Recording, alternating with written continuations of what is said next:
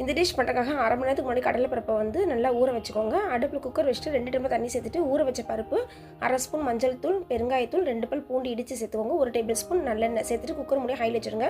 Sound வந்து சிம்மில் வச்சுட்டு ஒரு 10 நிமிஷம் கழிச்சு நீங்கள் ஆஃப் பண்ணிட்டீங்கன்னா நல்லா பூ போல் வெந்திருக்கும். இதை கரண்டி வச்சு லைட்டாக மசிச்சு விட்டுக்கோங்க. இது கூடயே நம்ம 1/2 ஸ்பூன் கல் உப்பு, 2 கையளவு போல் வாழைக்காய் சின்ன சின்னதாக கட் பண்ணி சேர்த்துக்கோங்க. இது கூட 1 டேபிள் ஸ்பூன் குழம்பு பொடி, 1 கரண்டி தேங்காய் பூ போட்டுட்டு நல்லா கிண்டி விட்டுட்டு இது கூட மறுபடியும் ஒரு 1/2 டம்ளர் தண்ணியை ஊற்றி குக்கர் மூடி ஹையில் வச்சுருங்க. சவுண்டு வந்து சிம்மில் வச்சுட்டு 5 நிமிஷம் நீங்கள் கழிச்சு ஆஃப் பண்ணிவிட்டு மறுபடியும் லைட்டாக மசிச்சு விட்டுக்கோங்க. இது நல்லா வெந்து எல்லாம் ஒன்று போல் ஒன்றா சேர்ந்துடும். இப்போ தாளிப்பு பண்ணிக்கலாம். பேன் வச்சுட்டு 1 கரண்டி எண்ணெய் சேர்த்துட்டு கடுகு, உளுந்தம் பருப்பு, கருவேப்பிலை, ஒரு பச்சை மிளகாய், 1 கையளவு சின்ன வெங்காயம், மல்லி இலைகள் சேர்த்து நல்லா வதக்கி இது கூட சேர்த்துட்டிங்கன்னா சுடுசோட சேர்த்து சாப்பிட்றதுக்கு இந்த கடலைப்பருப்பு வாழைக்காய் குழம்பு அவ்வளோ அட்டகாசமாக இருக்கும். எப்பவும் பருப்பு வைக்கிற போல் இப்படி வச்சு பாருங்கள். இந்த வீடியோ பிடிச்சவங்க இதை சப்ஸ்கிரைப் பண்ணுங்கள், லைக் பண்ணுங்கள், ஷேர் பண்ணுங்கள். எங்கள் வீட்டு கைப்பக்கம் உங்கள் வீட்டையும் கம்மங்கட்டும். வாழ்க வளமுடன்.